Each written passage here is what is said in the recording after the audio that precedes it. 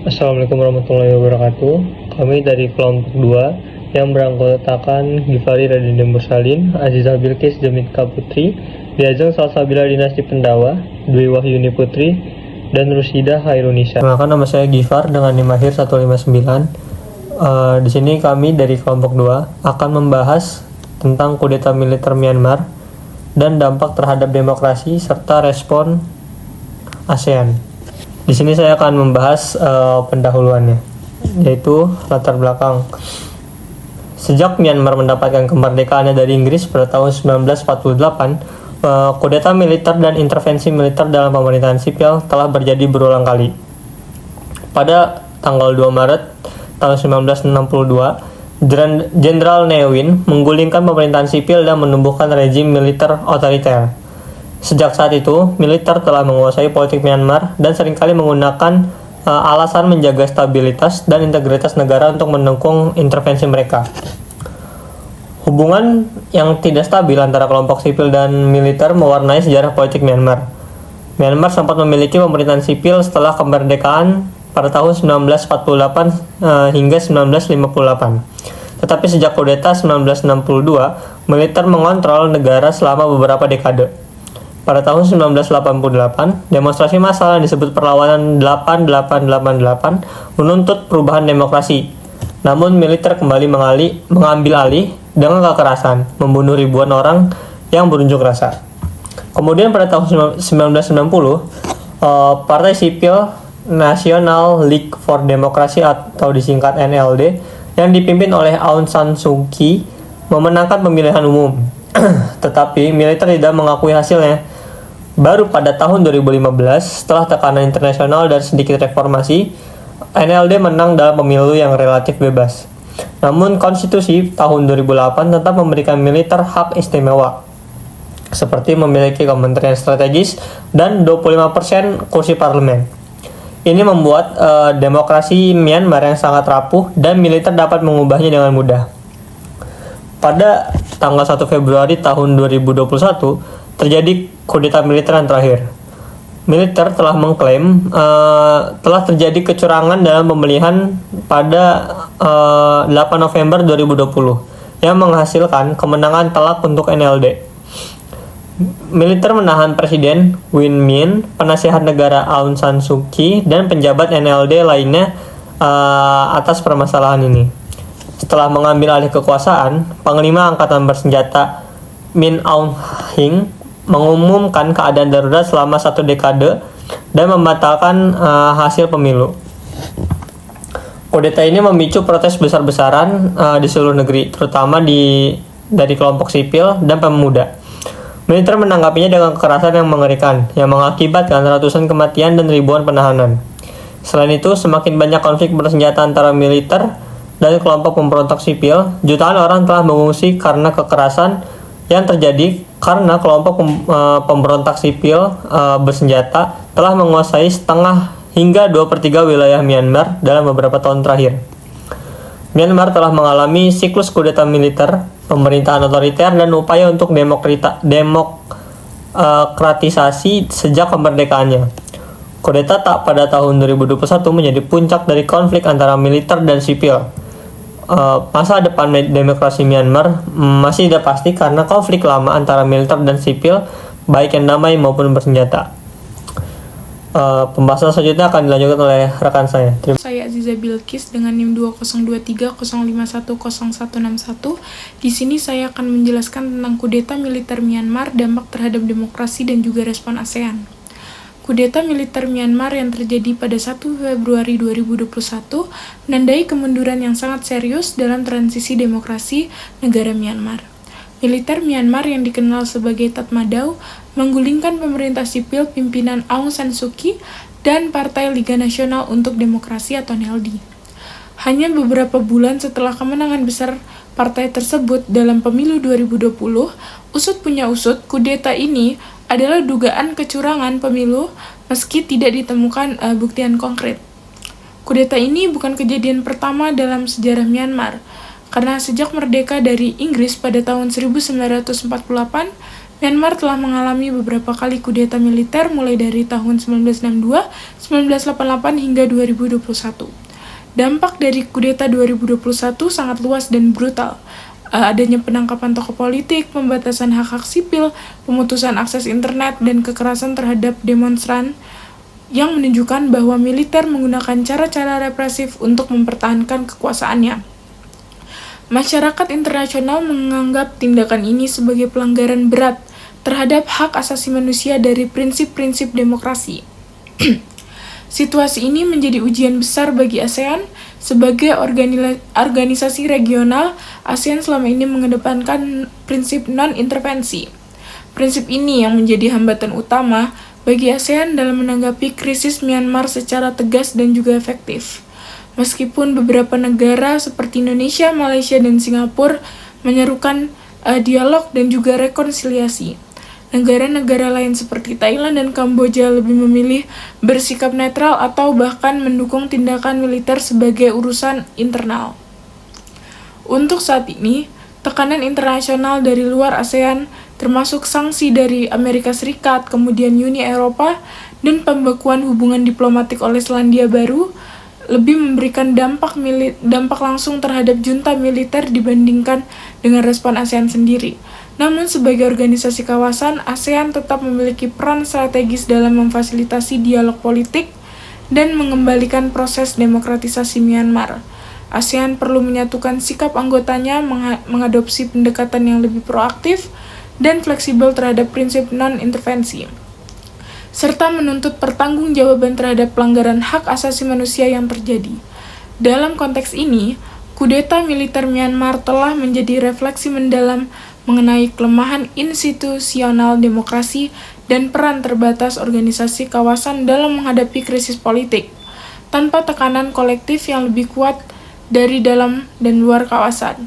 Harapan rakyat Myanmar untuk kembali pada pemerintahan sipil dan juga demokratis akan terus tertunda. Sekian dari saya. Perkenalkan, nama saya Dwi Wahyuni Putri dengan NIM 202305101166. Di sini saya akan menjelaskan mengenai kudeta Myanmar dalam perspektif hukum internasional dan peran internasional dalam menangani konflik tersebut.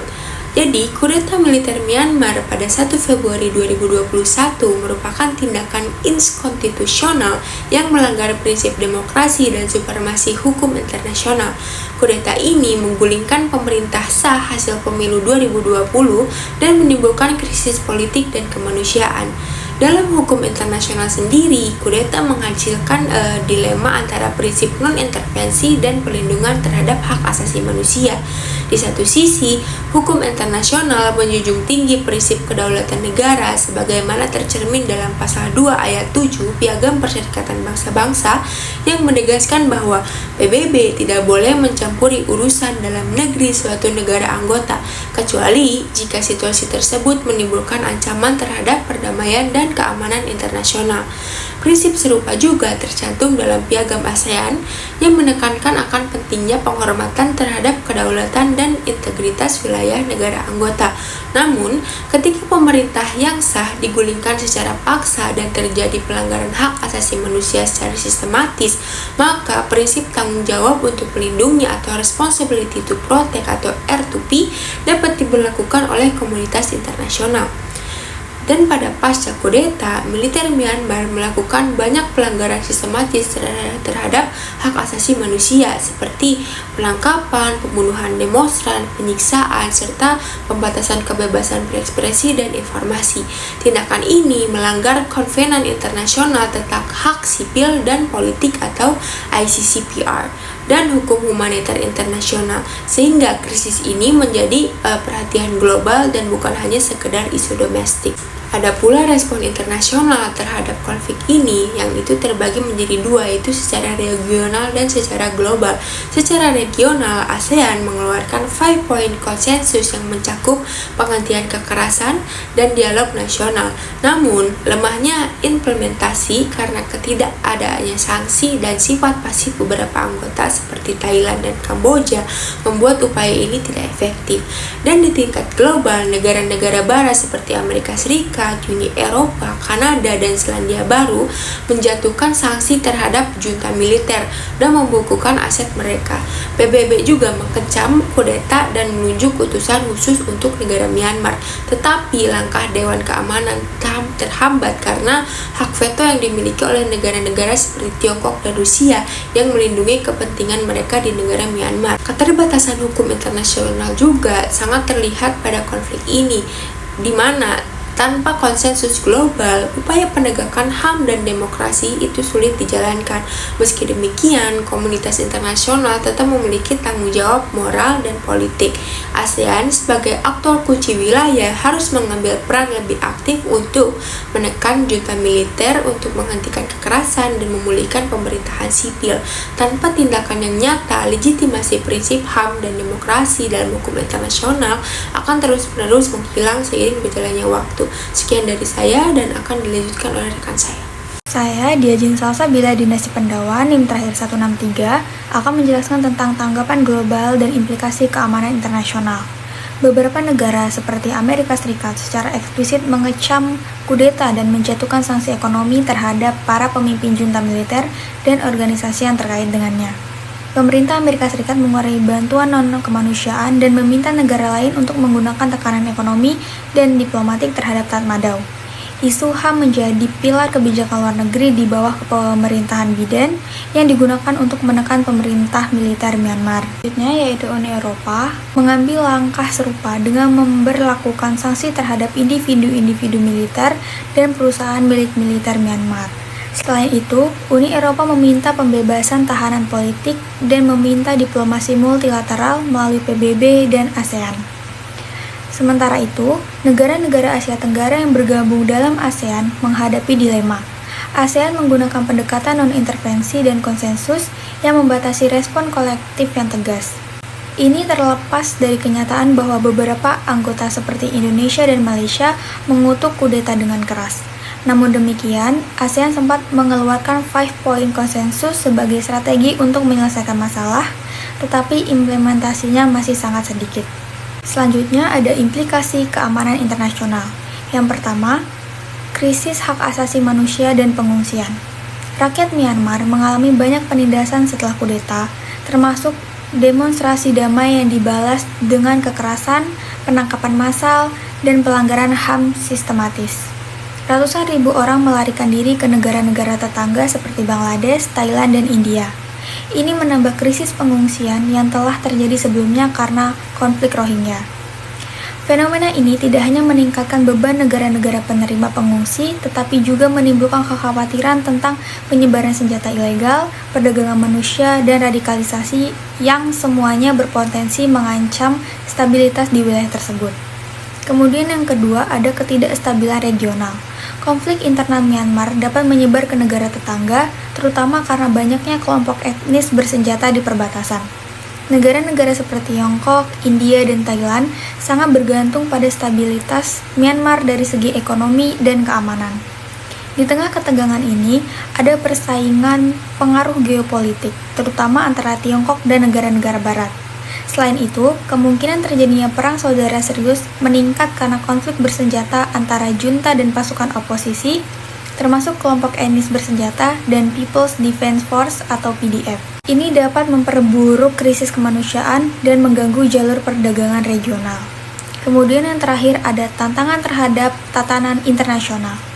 Kudeta Myanmar adalah contoh dari tren global yang dikenal sebagai kemunduran demokrasi, yang dapat menginspirasi rezim otoriter di negara lain untuk melakukan hal yang sama.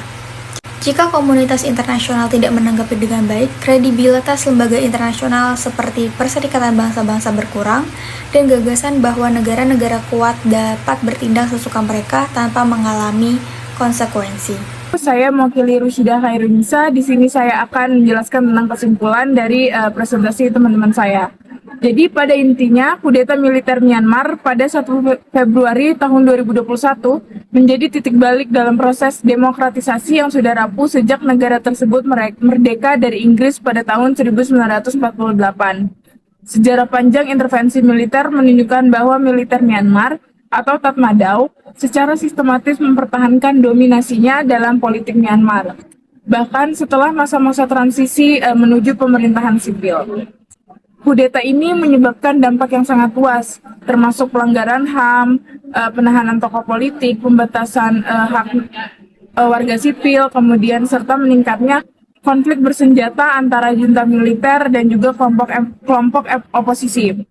Situasi tersebut tidak hanya memicu krisis internal saja, tapi juga menimbulkan ancaman stabilitas regional dan tantangan bagi tatanan internasional, seperti meningkatnya jumlah pengungsi, potensi konflik lintas batas, dan melemahnya kredibilitas lembaga internasional dan menegakkan demokrasi dan juga hak asasi manusia. Dalam kerangka hukum internasional, meskipun prinsip non-intervensi dijunjung tinggi oleh PBB dan ASEAN, pelanggaran serius terhadap hak asasi manusia dan ancaman terhadap stabilitas kawasan seharusnya dapat menjadi dasar untuk tindakan yang kolektif. Sayangnya, respon ASEAN masih terbatas akibat komitmennya terhadap prinsip non-intervensi dan juga lemahnya prinsip 5-point konsensus. Kemudian sementara itu, negara-negara barat seperti Amerika Serikat dan juga Uni Eropa menunjukkan respon yang lebih konkret melalui sanksi-sanksi internasional seperti tekanan diplomatik. Kudeta militer Myanmar mencerminkan lemahnya institusi demokrasi domestik serta keterbatasan mekanisme hukum dan diplomatik internasional dalam menangani krisis politik internal. Oleh karena itu, diperlukan pendekatan multilateral yang lebih tegas dan terkoordinasi, termasuk reformasi prinsip non-intervensi ASEAN untuk mendorong pemulihan demokrasi dan melindungi hak asasi rakyat Myanmar. Sekian dari saya. Wassalamualaikum warahmatullahi wabarakatuh.